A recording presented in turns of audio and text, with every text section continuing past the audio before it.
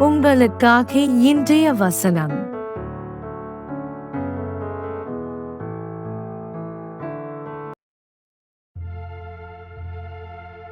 என்னைக் கேளு, அப்பொழுது ஜாதிகளை உமக்குச் சுதந்தரமாகவும் பூமியின் எல்லைகளை உமக்குச் சொந்தமாகவும் கொடுப்பேன்.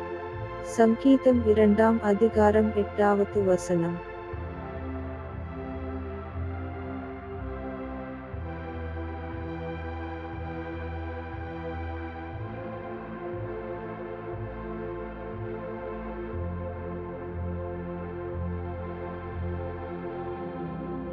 ஆமென்.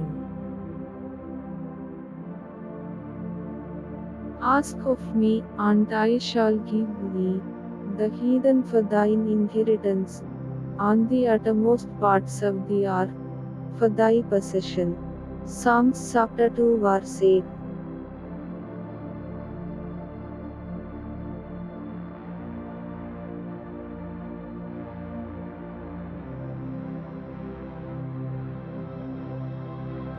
ஆமென்.